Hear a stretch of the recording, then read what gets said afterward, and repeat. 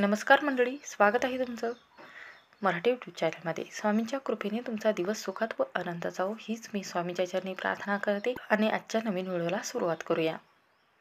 तर पहा, देवघरामध्ये कोणत्या मूर्ती किंवा फोटो ठेवणे जे हितकारक म्हटले गेलेले आहेत. तर कोणत्या आपल्या देवघरामध्ये ज्या मूर्त्या आहेत तर त्या कोणत्या ठेवू नये किंवा ज्या मूर्त्या आहेत ह्या ठेवल्यानंतर आपल्या घरामध्ये दुःख संकट यायला लागते. वास्तुशास्त्रानुसार घराच्या ईशान्य कोपऱ्यामध्ये देवघर असले पाहिजे. देवघरात प्रस्थापित केल्या जाणाऱ्या ज्या मूर्त्या आहेत तर आपण जर चुकीच्या मूर्त्या जर आपण देवघरामध्ये ठेवत असेल तर आपल्या जीवावर किंवा आपल्या जीवनावर प्रभाव पडत असतो. देवघरातील मूर्ती वरदहस्त दर्शवणाऱ्या असाव्यात, म्हणजेच हसमुखी असाव्यात, म्हणजे चेहऱ्यावर नेहमी हास्य असावं. त्यामुळे आपल्या घरामध्ये जे वातावरण आहे ते शुद्ध होत असते.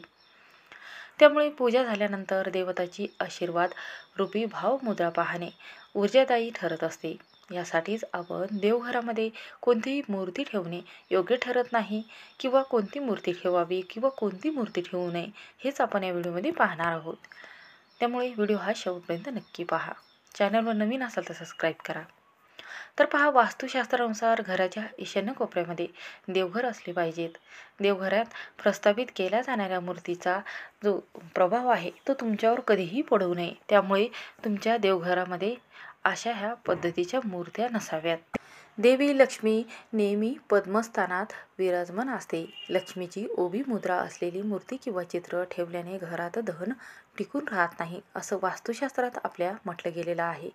आर्थिक स्थैर्याच्या दृष्टीने देवीची बसलेली प्रतिमा जी आहे ती घरात ठेवावी आणि त्यांच्या हातामधून सोने पडेल अशी मूर्ती तुम्हाला कमळाच्या झाडावर बसलेली माता लक्ष्मीची ठेवायची आहे आणि तिचे नित्यनियम पूजन तुम्हाला करायचे आहे. पण उभी मूर्ती कधी आपल्या देवघरामध्ये ठेवू नये.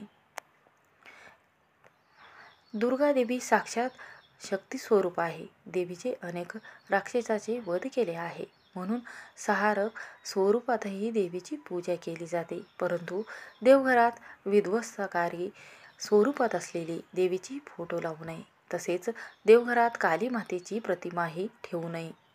नवरात्रीत तिची पूजा अवश्य करावी, मात्र कायमस्वरूपी ती प्रतिमा जी आहे ती देवघरात ठेवणे चुकीचे ठरले. आणि पहा, नटराजसी मूर्ती वास्तवामध्ये महादेवाचा तांडव स्वरूपाची मूर्ती आहे. महादेव जेव्हा क्रोधित होत असतात तेव्हा तांडव करत असतात. यामुळे देवघरात नटराजसी मूर्ती ठेवल्याने क्रोध आणि आवेशाची भावना वाढत असते. नृत्य शिकवणारे अनेक जण या मूर्तीची पूजा करत असतात. परंतु घरात सुख शांती हवी असल्यास नटराजाची मूर्ती ठेवू नये. आपल्या देवघरात चुकूनही ही मूर्ती तुम्हाला ठेवायची नाही. तिसरे आहे भैरवनाथ. महादेव स्वरूप आहे.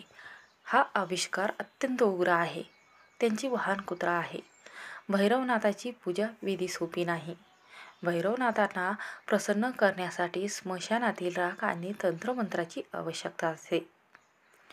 प्रापंचिक व्यक्ती अशी सेवा करू शकत नाही. हे करणे सुद्धा अवघड आहे. म्हणून ही मूर्ती देवघरात चुकूनही ठेवू नका. त्याऐवजी शिवलिंग ठेवावे आणि तिची नित्य रोज पूजा तुम्हाला पंचामृत टाकून जल अर्पण करून करायची आहे. चौथी आहे शनिदेवाची पूजा. नेहमी शनी मंदिरात जाऊन केलेली पूजा, कारण शनिदेवाची पूजा करताना काही नियम पाळावे लागतात. घरातही शनी प्रतिमा ठेवू नये असं म्हटलं जातं. या उलट त्यांच्या मंदिरात जाऊन केलेली सेवा लवकर रुजू होत असते. याशिवाय एकाच देवाच्या 2 मूर्ती घरातील देवघरात ठेवू नये. अशामुळे नात्यातील जो ताणतणाव आहे तो वाढत असतो. आणि अधिक माहितीसाठी तुम्ही आवर्जून बऱ्याच ज्योतिषाचा सल्ला नक्की घ्यावा, ज्यामुळे तुमच्या घरामध्ये सुखसमृद्धी कायम टिकून राहते. आणि शनिदेवाची जर तुम्ही पूजा करत असाल किंवा शनिदेवाची रोज नित्यनेमाने शनिवारच्या दिवशी जर तुम्ही शनिदेव मंदिरात जाऊन जर तुम्ही तेल अर्पण करत असाल किंवा रुईचे जे पानाचे हार आहे, 11 पानाचा हार, तो जर अर्पण करत असाल तर तुमच्या कुंडलीमधील जे शनिदोष आहे तो कमी होत असतो आणि तुम्ही कोणतेही जे हातात काम घेतलेले आहे ते पूर्ण होत असते. म्हणून आवर्जून शनिदेवाची शनिवारच्या दिवशी आवर्जून पूजा नक्की करावी.